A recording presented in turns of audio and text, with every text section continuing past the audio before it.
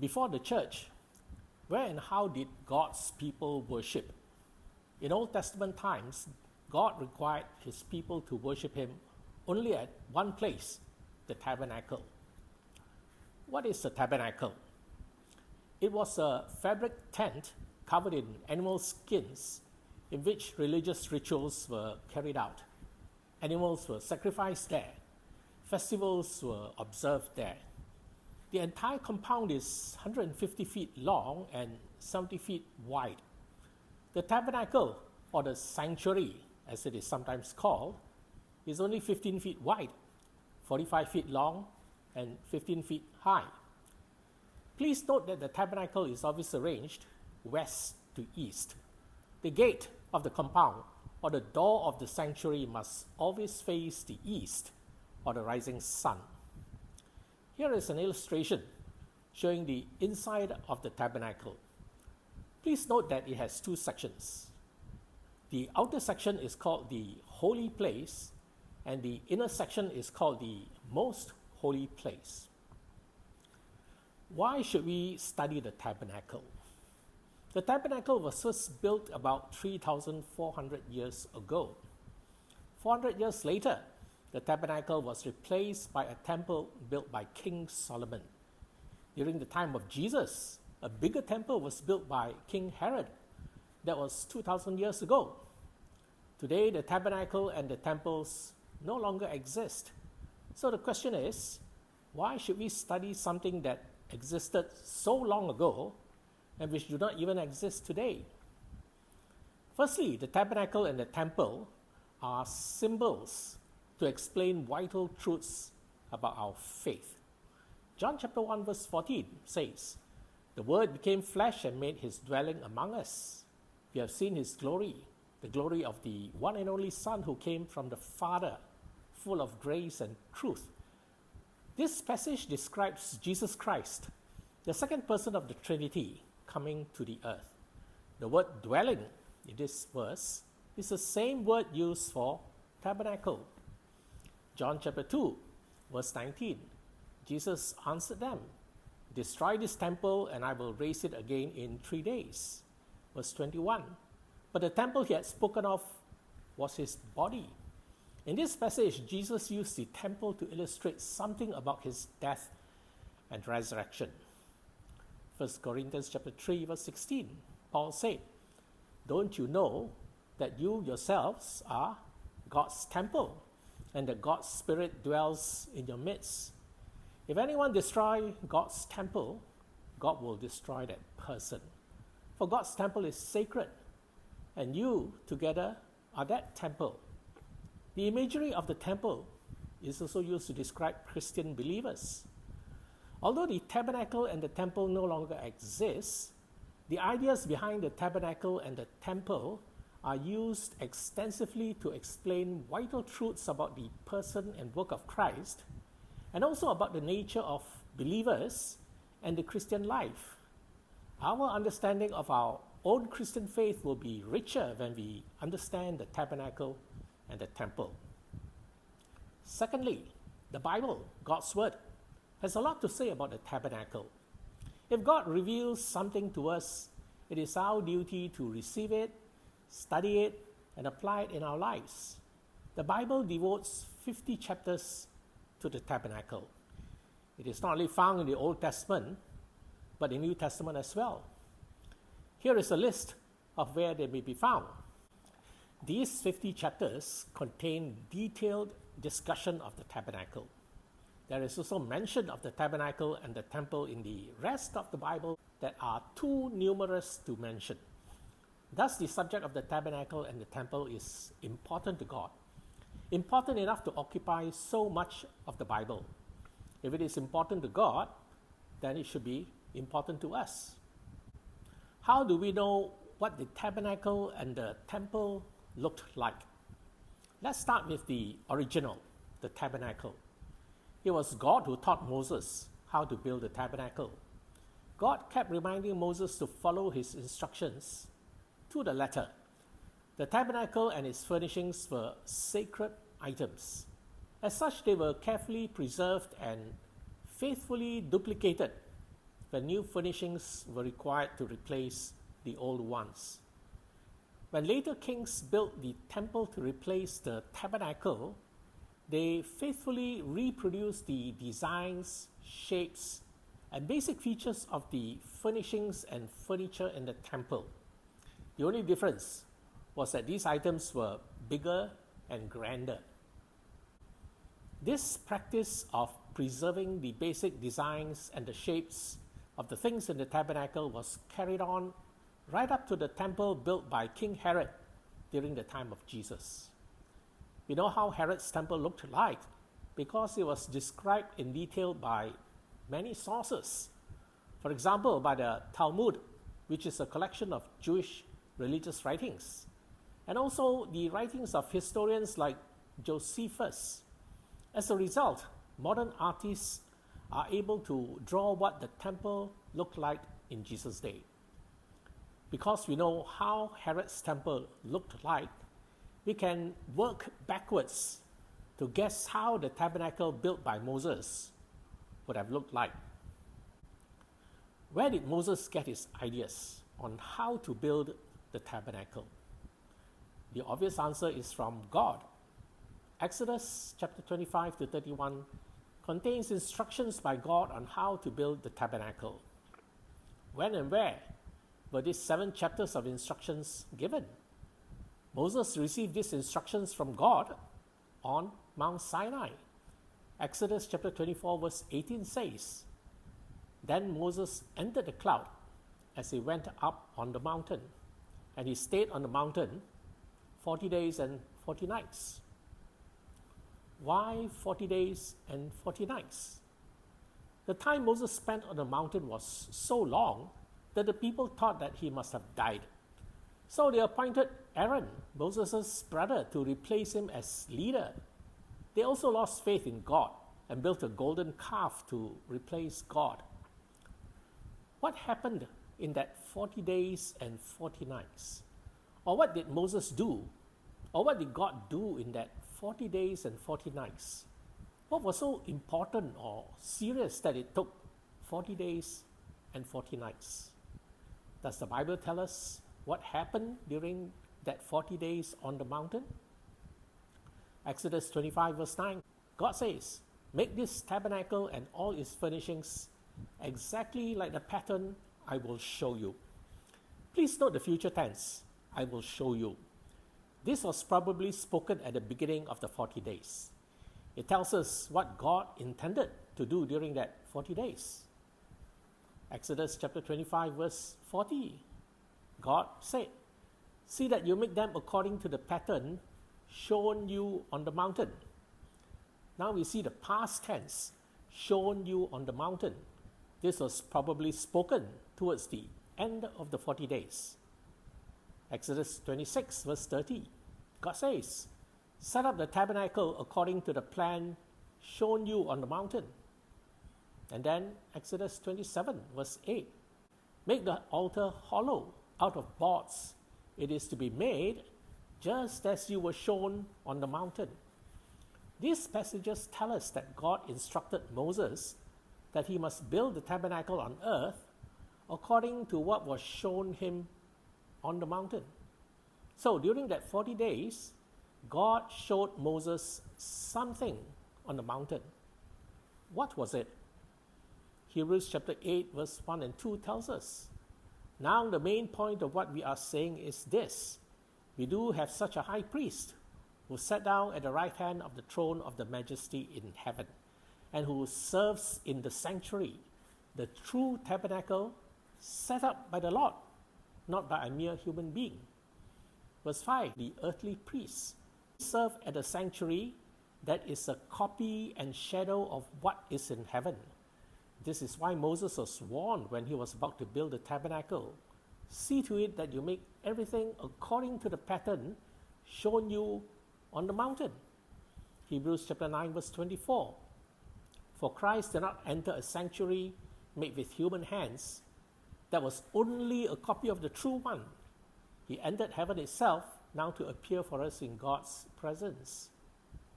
These passages tell us that there is a tabernacle in heaven, made by God. Moses was shown the tabernacle in heaven and commanded to pattern the tabernacle on earth after the tabernacle in heaven. So the tabernacle in heaven was the original, and the earthly tabernacle built by Moses was supposed to be a copy or a duplicate of the tabernacle in heaven. Our next question is this: how did Moses see the tabernacle in heaven? There are a few possibilities. One is that Moses had a vision of what was in heaven. An example of this is Isaiah's vision of the temple in heaven in Isaiah chapter 6. Another possibility is that Moses was taken up physically to heaven to see the tabernacle in heaven. This was what happened to Elijah, except that Elijah never came back. This is unlikely because the passages in Exodus talked about what was shown to Moses on the mountain. Another possibility, and the most likely, is that Moses experienced what the Apostle John experienced in the book of Revelation. Revelation chapter 1, verse 9. John says, "I, John, your brother and companion in the suffering and kingdom and patient endurance that are ours in Jesus, was on the island of Patmos because of the word of God and the testimony of Jesus. On the Lord's day, I was in the Spirit, and I heard behind me a loud voice like a trumpet." John in his spirit was taken up to heaven to see what was in heaven.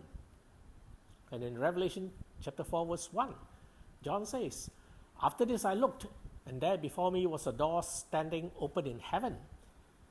And the voice I first heard speaking to me like a trumpet said, 'Come up here, and I will show you what must take place after this.'" And verse 2, "At once I was in the Spirit, and there before me was a throne in heaven with someone sitting on it." We can say that John was in two places at one time. While John's body was in a prison on the island of Patmos, his spirit was transported up to heaven. In the same way, during the 40 days on the mountain, Moses was taken up to heaven in his spirit and given a detailed tour of the tabernacle in heaven so that he can learn how to make a copy or a duplicate on earth. Moses would have walked through every part of the tabernacle in heaven. He took his time.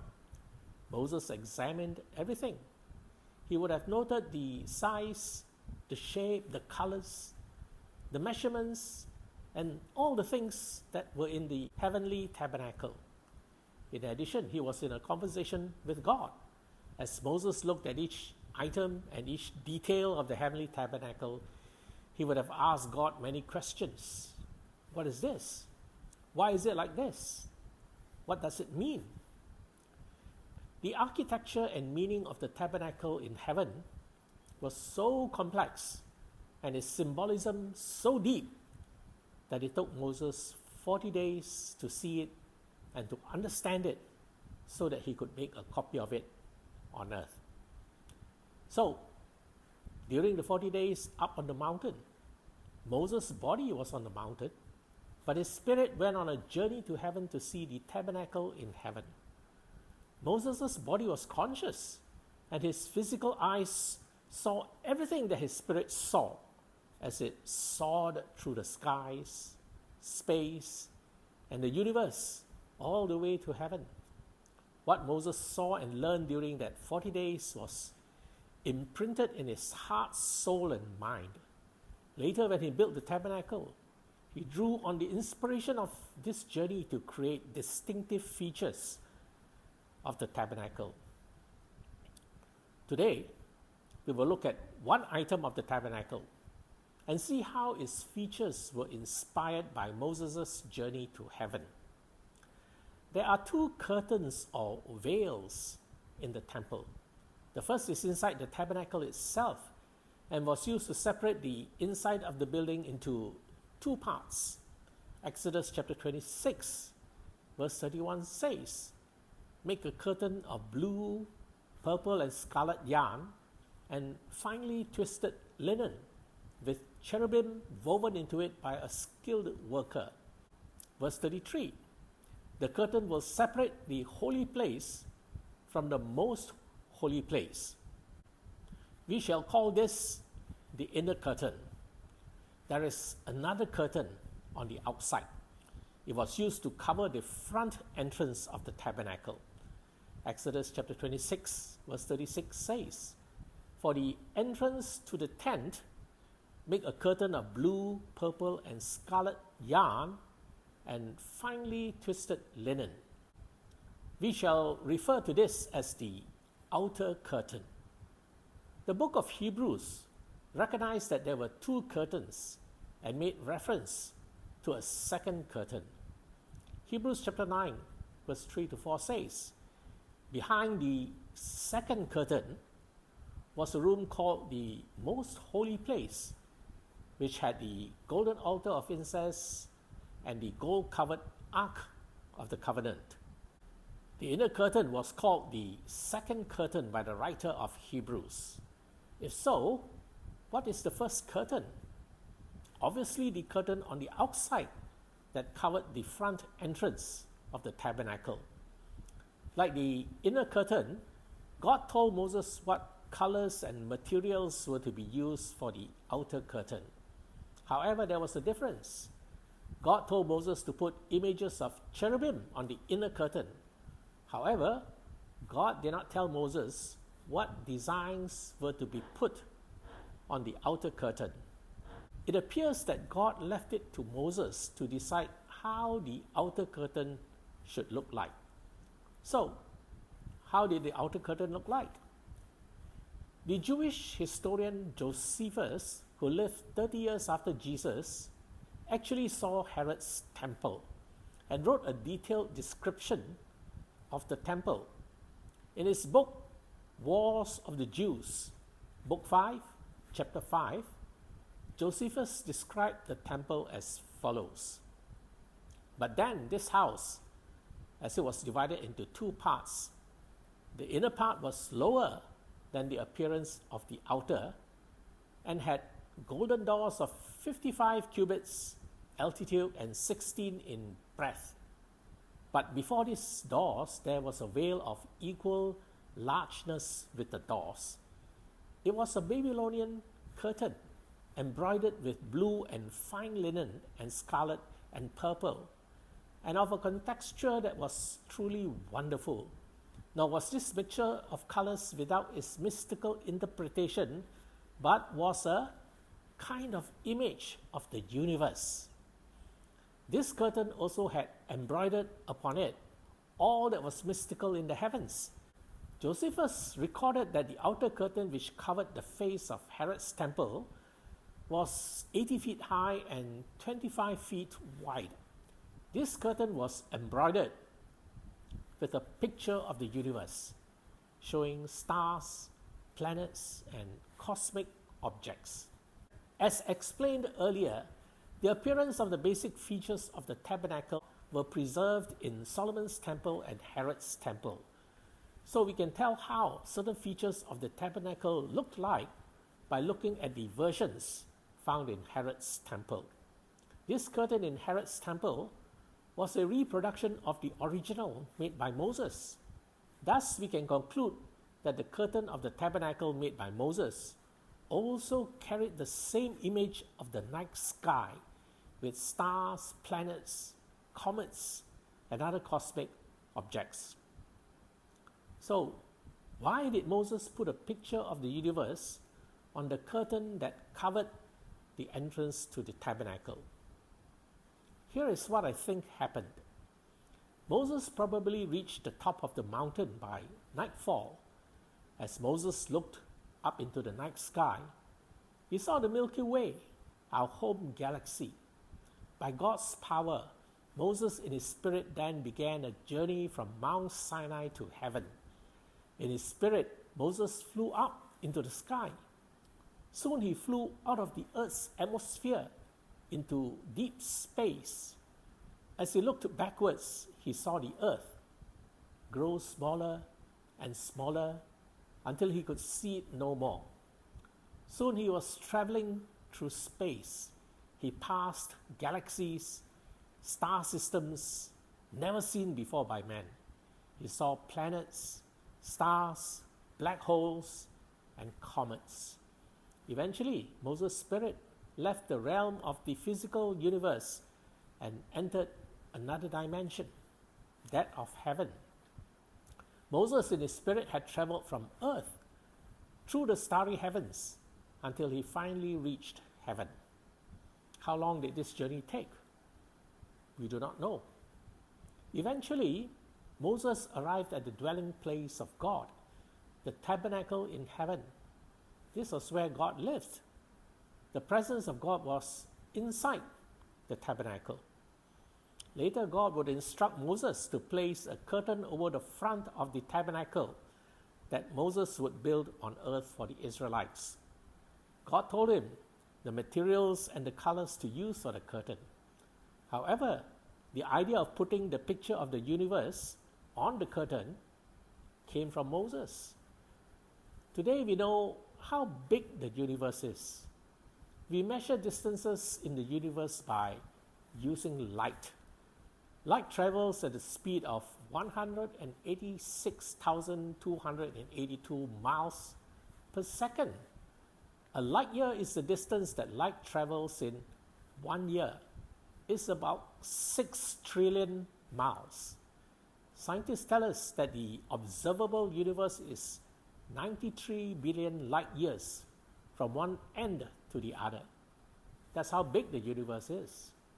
Moses' journey through the universe in order to reach heaven must have made an impression on Moses of not only how big the universe is, but also how far man is from the presence of God. Isaiah chapter 59 says, "Your iniquities have separated you from your God." Yes, man is separated from God because of sin. How great is the separation? The picture of the universe on the outer curtain of the tabernacle is to tell man how far away God is. He's on the other side of the universe, so to speak. Moses had traveled the great distance that separated man from God. Moses wanted the tabernacle to teach the Israelites about the inseparable distance between God and man. As the Israelite approached the tabernacle, he could see the curtain bearing the picture of the night sky, the stars, the constellations, the galaxies, and he would come to the awful realization of how far he is from God. Heaven, the place where God dwells, is beyond the stars. Is this the end of the story? Is God so far away that man cannot reach him? Exodus chapter 25 verse 8 to 9 says, "Then have them make a sanctuary for me, and I will dwell among them. Make this tabernacle and all its furnishings exactly like the pattern I will show you." The ultimate message of the tabernacle is not the separation between God and man. The tabernacle exists to bring God and man together. The tabernacle speaks of God's intention to dwell among men. The tabernacle shows us the journey into God's presence. It starts with encountering an obstacle so great that it is humanly insurmountable. Unless God intervenes, there's no getting beyond the curtain. Our story of the outer curtain of the tabernacle is not complete without considering what eventually happened to it. The outer curtain of the tabernacle, made by Moses, is lost in history. It's gone. It probably rotted away somewhere. By the time of Jesus, a new and bigger outer curtain covered the front entrance of Herod's temple. The Jewish rabbis wrote about the inner curtain in Herod's temple and tell us that there were 2 parallel curtains that divided the inside of the temple into 2 portions. We will have opportunity to look at them in a future lecture. But please note that there were 2 curtains on the inside. At the death of Jesus, certain things happened. Matthew chapter 27 verse 50 to 54 tells us, "And when Jesus had cried out again in a loud voice, he gave up his spirit. At that moment, the curtain of the temple was torn in two from top to bottom. The earth shook, the rocks split, and the tombs broke open. The bodies of many holy people who had died were raised to life. Verse 54, when the centurion and those with him who were guarding Jesus saw the earthquake and all that had happened, they were terrified and exclaimed, "Surely he was the Son of God." First, let us note what happened. Number one, the curtain of the temple was torn in two from top to bottom. Number two, an earthquake. Number three, rocks splitting. Number four, tombs opening. And number five, the dead raised to life. The centurion and those with him who were guarding Jesus saw the earthquake and all that had happened. The centurion and the other soldiers witnessed the occurrence of all the five events, including the tearing of the curtain of the temple. This means that wherever the location of the crucifixion was, the front of the temple was in full view of the centurion. We are often told that it was the inner curtain that was torn. However, the problem was that the outer curtain would have blocked the view of anything going on inside the temple. The outer curtain was a single piece without any openings. It was 80 feet high, 20 feet wide, and 4 inches thick. Furthermore, behind the curtain were 4 golden doors. It was impossible for the centurion or anyone else to see through all this. Further, Matthew chapter 27 verse 51 says, "The curtain of the temple was torn in two." The word curtain is in the singular, whereas there were 2 curtains inside the tabernacle. The only single curtain was the outer curtain. It makes sense that it had to be the outer curtain that had to be torn to open the way for man to reach God. The outer curtain speaks of the barrier that separated God and man because of sin. It spoke of a gulf greater than the entire universe. The tearing of the curtain the moment when Christ died showed that God himself had removed the barrier for man to approach him. The purpose of the tabernacle is to bring God and man together. The gulf that separated God and man, and that was greater than the universe, had been bridged. It took the sacrifice of the Son of God to make it happen. Our studies of the other parts of the tabernacle in the coming weeks will show us how it was achieved.